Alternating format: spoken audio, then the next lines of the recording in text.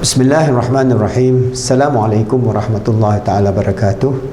Alhamdulillah rabbil alamin, wassalatu wassalamu ala asyrafil anbiya wal mursalin wa ala alihi washabihi ajma'in. Alhamdulillah, kita ingin memperkenalkan program dakwah kita, iaitu kita melatih free life coach menjadi pelopor kepada konsultan ataupun pembantu-pembantu di NGO, masjid dan sebagainya untuk menjadi life coach, untuk membantu mengatasi masalah masyarakat Islam sejagat. So kita ada positive training, iaitu life coach training program, dan kita merangkumi 4 aspek penting dalam latihan dan amalinya, iaitu motivasi Islam, coaching Islam, mentoring Islam, counseling Islam, dan kita ada certified life coach program. Mudah saja anda layari 30 video daripada 600 video. Kita pilih mana yang sesuai dan relevan dalam bidang yang anda sukai.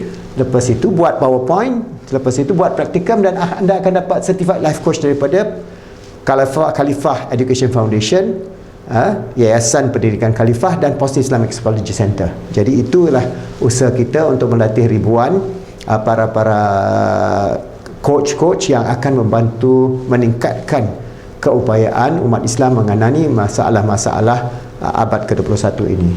So, kita ada YouTube Islamic Research PIP juga, dan kita ada banyak bidang research dalam positive Islamic psychology, dan bahagian aspek-aspek psikologi kita ada research tentang consciousness, tentang mind body, research tentang cult jantung dan cult dan heart, positive Islamic cognitive behavior therapy, spiritual, emotional, mental, physical integration, dan di positive psychology kita akan tumpukan lebih kepada climate change dan Islamic-ClimateActionNetwork. Bagaimana kita boleh mengatasi masalah perubahan iklim yang akan menyebabkan kemungkinan besar masyarakat madani kita akan runtuh kalau kita tidak melakukan sesuatu yang positif. Jadi dalam siri-siri video ini saya akan menumpukan lebih kepada research tentang bagaimana kita mengatasi masalah kehidupan dan kewujuban masyarakat madani dalam keadaan yang terombang-ambing, iaitu climate change. Alright, so kita ada beberapa level ataupun kita mempunyai tanggungjawab di peringkat diri, keluarga, ummah ataupun society, dan global, dan juga universe. Jadi setiap satu ini mempunyai keperluan transformasi ke arah menyediakan diri kita mengatasi cabaran-cabaran yang akan kita hadapi dalam masa 10 tahun ini. Jadi apa yang sudah terjadi sekarang ialah oleh kerana kita menghadapi masalah perubahan iklim disebabkan kita menggunakan fossil fuel, iaitu daripada batu arang, daripada minyak, gas dan sebagainya. Jadi kadar CO2 itu sudah meningkat sehingga lebih pada 400 part per million. Jadi bila kadar CO2 itu, carbon dioksida itu sudah meningkat, akhirnya cuaca dunia akan runtuh dan mula terombang-ambing. Jadi ada banyak paper-paper yang kita akan terangkan nanti, tetapi bagaimana kita nak mengatasi ini semua dari segi aspek stressor ekologi, aspek ekologi, bagaimana dari segi biodiversity loss, sistem pemakanan kita, daripada umpamanya apa dia tindakan-tindakan tidak balas kepada kewujudan air bersih untuk minuman, marine life depletion, umpamanya semua jenis-jenis kehidupan di laut akan mula pupus dan sebagainya. Jadi banyak isu yang saya akan terangkan secara berterusan, dan juga dari segi ekonomik, dan dari segi bagaimana kita nak ubah cara hidup kita dalam keadaan ini, dan bagaimana kita nak mengatasi masalah ini sebagai satu ummah bila ini terjadi. Maknanya ia mungkin sesuatu yang kita katakan akan jadi kiamat kecil. Jadi saya tak nak menakutkan anda semua, tetapi ini akan terjadi, dan bagaimana kita nak mengatasinya kalau kita terus menerus menggunakan fossil fuel, berasaskan minyak, gas dan arang batu. Kita akan menghancurkan tamadun kita ini dalam masa 30 tahun. Tetapi kita ada window of opportunity, iaitu peluang 10 tahun yang diperkenalkan oleh IPCC, iaitu International Panel for Climate Change daripada United Nations. Jadi 10 tahun ini sangat kritikal dan sangat crucial untuk kita mengatasi masalah kita. Jadi apa dan bagaimana kita sebagai umat Islam yang proaktif, sebagai khalifah Allah di muka bumi ini, sebagai steward di dunia ini, bagaimana kita nak mengatasinya. Jadi satu, kita mesti memahami bahawa masalah ini akan menjadi satu masalah sejagat. Whole world akan menghadapi satu chaos ataupun satu runtuhan masyarakat madani disebabkan oleh climate change ini, yang akan menyebabkan umpamanya tak cukup makanan, ia menyebabkan air laut meningkat sampai 5-6 meter dan sebagainya. Jadi banyak isu-isu yang saya akan terangkan secara saintifik, dan aspek-aspek dari segi keagamaan, apa yang terjadi pada akhir zaman dan sebagainya, itu kita serahkan kepada ustaz dan ustazah kita. Saya lebih kepada menumpukan isu ini daripada perspektif sains. Jadi bagaimana kita umat Islam ni dapat membantu mengatasi masalah masyarakat madani daripada menangani isu climate change ataupun perubahan iklim, dan bagaimana kita menggunakan data-data daripada IPCC, International Panel for Climate Change ini, daripada United Nations, yang mengatakan kita hanya ada 10 tahun saja sebelum satu keruntuhan yang begitu besar akan menyebabkan hampir ke semua masyarakat madani di seluruh dunia akan runtuh. Ada riot, chaos, perang dan sebagainya. Jadi kita nak mengatasi masalah perubahan iklim ini.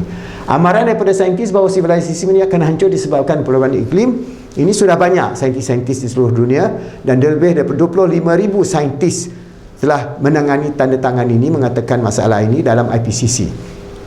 Dan bagaimana masyarakat Islam dunia dapat mengatasi masalah perubahan iklim ini secara positif.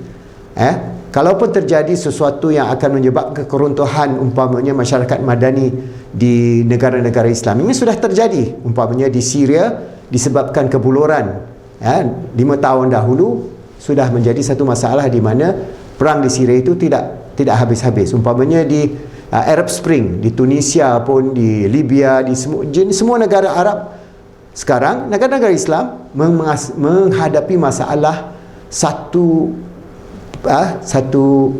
perubahan keadaan di mana masyarakat itu sudah tidak tenteram, dan masyarakat itu menghadapi masalah-masalah ekstremisme dan sebagainya disebabkan oleh cuaca. Tak cukup makan. Kalau orang yang tak ada makanan atau harga gandum atau harga roti meningkat, mereka akan berontak, dan pemberontakan inilah yang menyebabkan satu anjakan di mana kestabilan negara itu sudah mula hancur, dan akhirnya dia bergaduh sesama sendiri mengikut kabilah dan sebagainya. Jadi ini satu isu yang sangat besar di mana masyarakat Islam dunia mesti mengatasi masalah iklim ini, sebab dia sudah mengimpakkan kepada dunia Islam sendiri.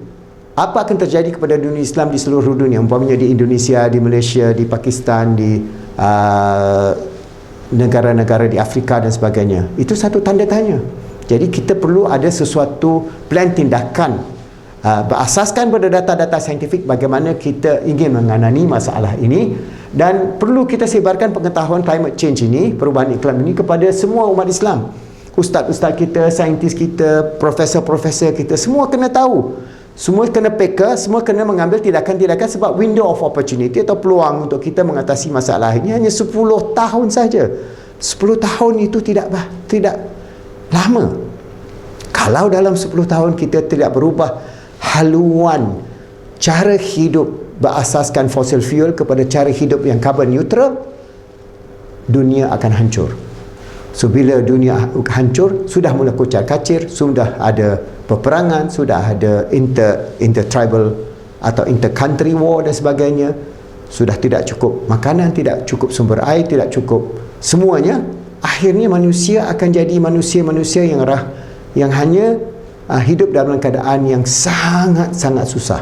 So kita kena bangun dan peka kepada isu ini. Sebab itulah kita mendirikan Islamic-ClimateActionNetwork, insya-Allah, satu kumpulan orang-orang, manusia-manusia muslimin dan muslimat yang peka kepada isu ini. Kita berurusan secara WhatsApp, secara konferensi, mengambil tindakan-tindakan yang positif untuk menyedarkan umat Islam dan manusia sejagat, dan juga mengambil tindakan-tindakan positif elevation, umpamanya dari segi bagaimana kita nak menanam banyak pokok atau mengadakan satu kehidupan yang lebih neutral carbon, ataupun kehidupan yang lebih kepada natural, iaitu kita umpamanya dalam buku kita Positive Islamic Psychology, kehidupan post-modernism ini dalam keadaan kita mempunyai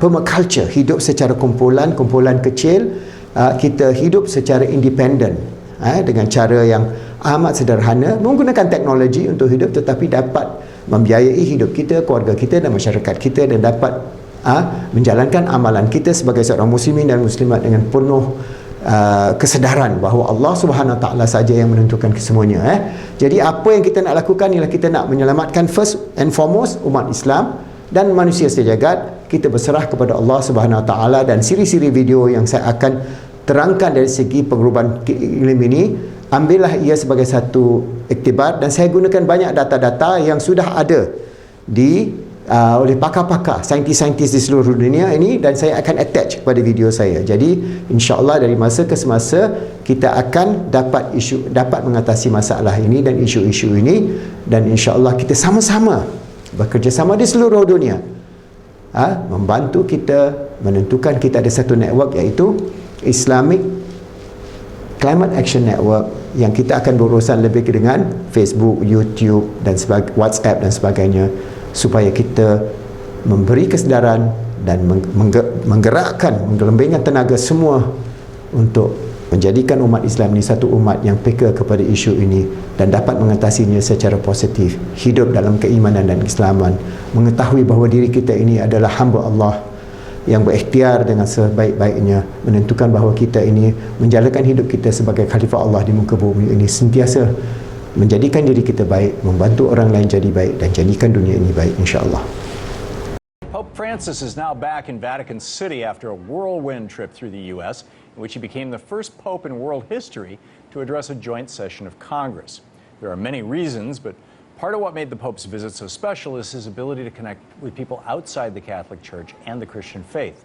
His talk about income inequality, climate change, for example, while rooted in Catholic doctrine, has inspired many people who aren't Catholic, which raises the question, how do other religions deal with these issues? And could Pope Francis start a multi-faith push to deal with poverty and climate change?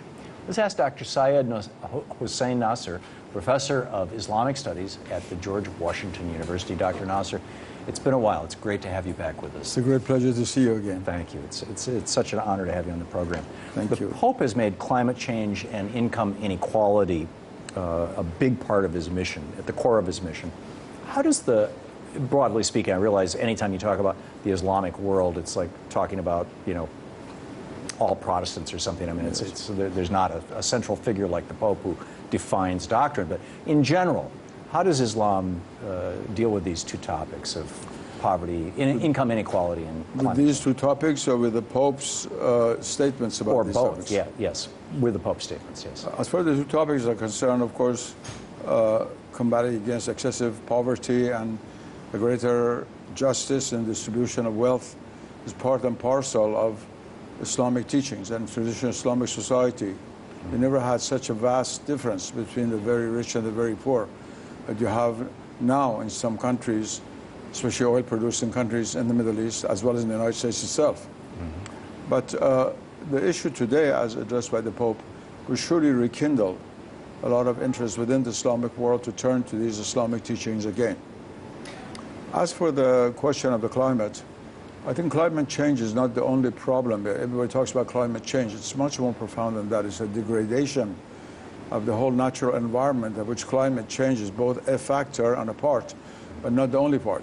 I think we should look at the bigger issue of the whole impact of modern man with new technologies and industries upon the natural environment, which of course climate change is a very important consequence and also agent, both of these.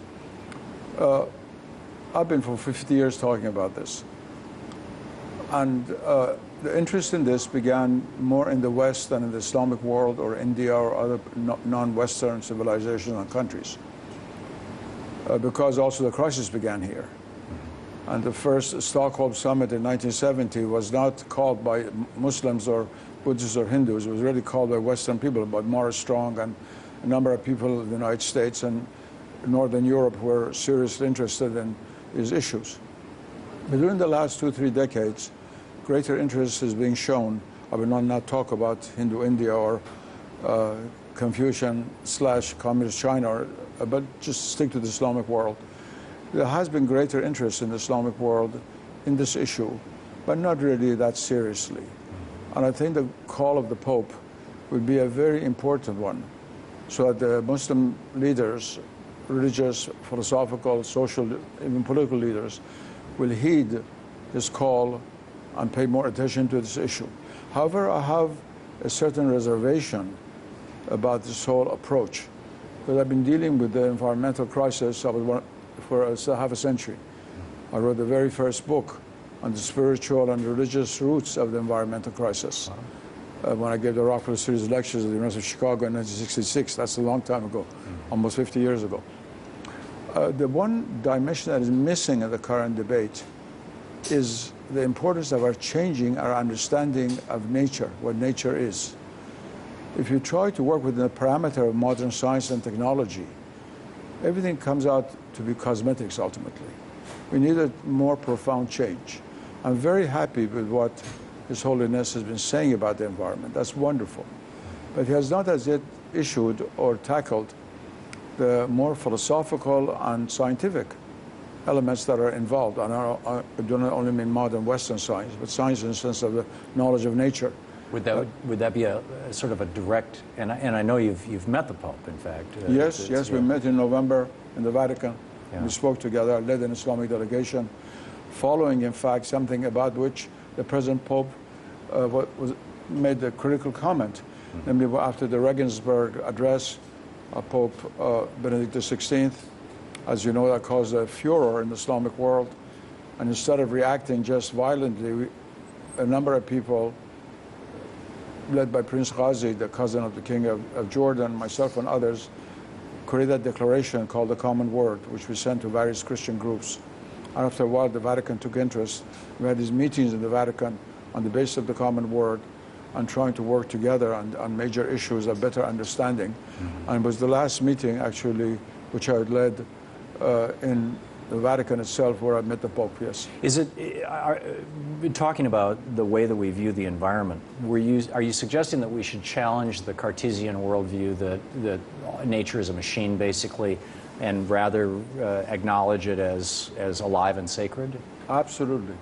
Unless we accept the view that nature is a living reality, as a sacred character of its own, which is a total refutal of Cartesianism, which itself is foundational to all of modern science. Even quantum mechanics is still laboring under the bifurcation of Cartesian philosophy. Right. And some people are now trying to get out of it and create another view. Unless we refute that and try to work within that paradigm, we're never going to get anywhere. Yeah, that's a big job. But I absolutely agree with you. In the minute we have left, your thoughts on, the Pope also talked a lot about the family, and I know in Islam, family is front and center. Your thoughts on the Pope's comments on that? This is an issue in which Islam and Christianity meet very closely. Although the definition of the family is not identical, because you do have in certain cases polygamy in the Islamic world and you do not have in Catholicism, but that only includes 1% or less than 1% of people. Right. By and large, Islam and Christianity have based their whole social teachings on the reality of the family, the responsibility of the family, the protection the family offers spiritually and economically and socially for people who grow up within it and create the next generation. Yeah. In all of these matters, Islam and Christianity, not only Catholicism, but also Protestantism and Orthodoxy, and also Judaism, have a great deal in common, yes. Yeah. Dr. Nasser, it is always a pleasure and an honor to have you with us. It's my great pleasure. Thank you so much, sir. Thank you.